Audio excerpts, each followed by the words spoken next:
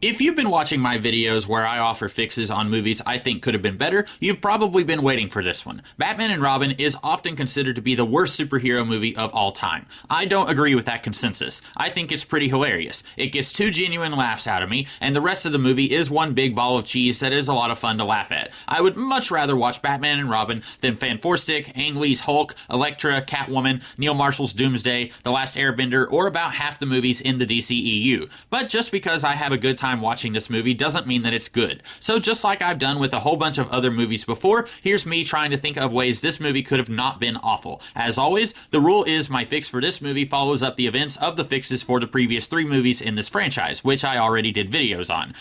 You can check out my playlist of fix videos about comics, movies, TV shows, and video game. I guess the first thing to tackle here would be the villains. You have Mr. Freeze, who steals diamonds to power his robot suit that allows him to survive in normal room temperature. But as near as I can tell, Freeze isn't working on a cure for his wife. She's on ice, but he's not doing any research. His only crime is stealing diamonds for his suit so that he can go out and steal more diamonds. I do appreciate that this movie is using Freeze's backstory from Batman the Animated Series, but this iteration of the character doesn't even have to be a villain. He could stay in a refrigerated room working on ways to cure his wife. Bruce Wayne would probably fund everything that he needs. There would be no reason for this guy to resort to a life of crime. Then you have Poison Ivy, who is angry at humanity because they are destroying all the plants, so she wants to destroy the humans to save the plants. I talked about this in my review of the animated movie Batman and Harley Quinn, but this evil scheme doesn't make any sense. I know jack diddly about science, but I know a thing or two about photosynthesis. Plants need carbon dioxide to survive, just like humans need oxygen to survive. If you get rid of one half of this equation, the other half isn't going to last very long. But ignoring that, I'll confess I've never really liked Ivy, and this movie isn't doing much to convince me that I should.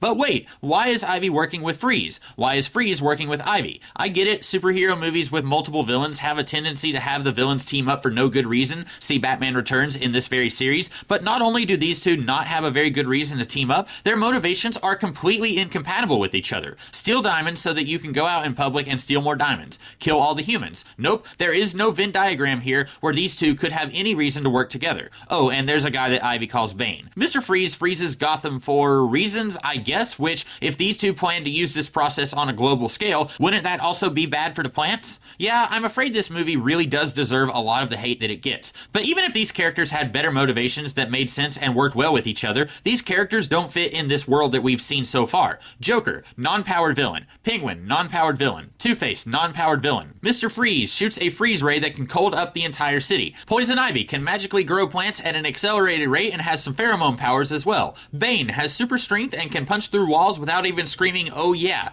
Even if this movie was better written, the choice of villains here does not make any sense at all. Sure, the movies we got had mechanized suicide penguins and a machine that redirects brainwaves into someone, and those things are pretty out there, but in my fixes, I was able to rein in the villains to a more manageable level. I don't see any way you could do that with these particular villains. Sure, you could scale down Bane and have him be a really strong guy, but still within the normal limits of human capabilities. And while I like what I've read of Nightfall, the storyline that introduced Bane into comics, I don't think that story would work in one movie. Even if you remove all the supervillains Bane released from Arkham Asylum in that story to distract Batman, and had it be normal people Bane released from prison, The Fall and Rise of Batman would really need to be its own trilogy. And while theoretically, if you fix this movie, you might get more movies in this world, I won't be doing my own version of Batman Triumphant, since we never got that movie in real life, so I won't be using Bane here. But look at that, I didn't use the Riddler in my fix of Batman Forever. I did that because I felt Two-Face could have carried the movie just fine on his own. I was not thinking of this movie when I did that, but now I think there's a way you could use him here. And even though I've kept it down to basically one villain in each of these movies, I think you could even work in a second villain, one we've never seen in live action before. I'd want the basic plot of this to be Riddler and Cluemaster at war, trying to prove that they are smarter than each other.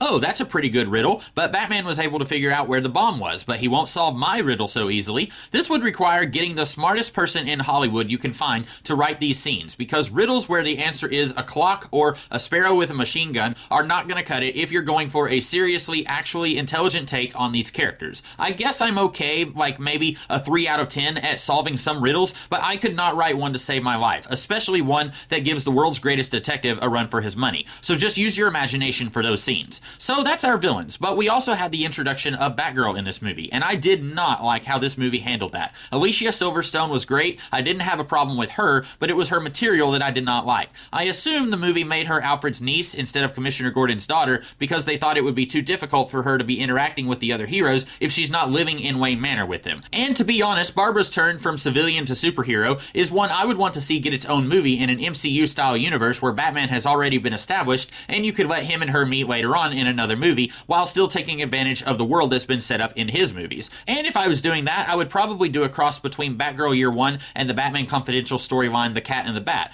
but I won't be doing that. Instead, I would introduce Spoiler, the daughter of Cluemaster, who is tired of her dad being a criminal, so she secretly spoils his crimes in her own superhero identity. Some comic book fans might be upset that I had skipped over Barbara to go straight to Stephanie, but the non-comic book reading audiences probably hadn't seen a Batgirl of any kind since the 1960s, so they would probably be fine with a brand new Batgirl totally different from the one in the 1960s show or in the comics. But you could incorporate some of Barbara's aspects into this character if you wanted to, kind of like how these movies synthesize Jason Todd and Dick Grayson into one character, with Dick's backstory and Jason's bad attitude. And like I said, I think Alicia Silverstone did a fine job with what she was given. She was 21 at the time, and she might could pass as a senior in high school about to move out, but I would recast a little younger. Maybe Lacey Chabert or Christina Ricci could pull it off. We know a few years down the line, Michelle Trachtenberg was going to be great at playing an annoying nuisance, so she could probably do it. And this way, since I already recast Robin as Hayden Christensen in my fix for Batman Forever, if you got any of these ladies, they would be much closer to his age at this time, and you could play around with some teenage romance vibes while keeping it completely wholesome. Speaking of Robin, let's talk about our other heroes. In the movie we got, Bruce's character arc is learning that it cannot always be his way or the highway, as he's constantly yelling at Robin for not following orders out in the field. Here, I'm going to go in the other direction and say that Bruce, like many middle-aged parents, is having trouble with the notion that Robin is getting older, and I'm getting older too, and he's becoming his own man. Yeah, he's only 16 at this point, but he's still growing up before Bruce's eyes. Remember, in my fixes, Bruce took Robin in right after the events of Batman Returns, so he's been with Bruce for a little while. And while Bruce has given Robin a new lease on life by helping him channel his rage into protecting the city, Bruce realizes Robin might not want to be his partner forever, or even stay in Gotham at all. This was right around the time when Nightwing was getting his own solo comic book, so maybe we could play around with the idea of Robin wanting to go into more official law enforcement as a career when he leaves the nest. For Alfred, I won't have him dying since we're not going to be doing Mr. Freeze or McGregor syndrome. Basically, he's here to tell Bruce that no matter what happens with Robin, he will still have Buzz Lightyear by his side. And he can help with the puzzles a little bit, but we've already played with him and Bruce trying to solve how Joker was killing people in the '89 movie, so I would want Batman to mostly be handling all the detective work on his own by this point. Over the course of the movie, Batman and Robin can meet up with Spoiler. Batman can be reluctant to partner with her, not because girls have cooties and this is a boys-only club, but maybe he's worried she will get hurt since she hasn't trained as much as he and Robin have. But Robin will convince Bruce that not only can she help them, but they can help her, much like Bruce helped him. And this can be Robin's arc. He wants to help people, just like he was helped. Maybe that'll take him out of Gotham on the road in the future, or maybe he will stick around and help transform Stephanie into Bruce's new partner, who might be more committed to sticking around Gotham City. This is her home after all, while Dick, if this is Dick Grayson we're dealing with, he was part of a traveling circus, so he would feel more of a need to hit the open road. So that's all I have. I know with how reviled this movie is, you might have expected a 45-minute video. At the very least, something longer than my video on the '89 Batman movie. But really, I can't think of any creative ways to spend time saying that you should get completely new villains and rehaul the origin of Batgirl and the conflict between Batman and Robin. So basically, get rid of everything in the movie and do something completely different. What we've got here, it's not a super detailed plot synopsis, just the broad strokes, which characters I think would work best, and I think a pretty solid conclusion to the franchise, affirming certain characters and the roles that they play, while setting up new possibilities for character dynamics if the series was to continue with more movies. I hope you guys like this, and if you did, I do other videos around here, so check them out while you wait for another video where I fix something. Until then, have a good one.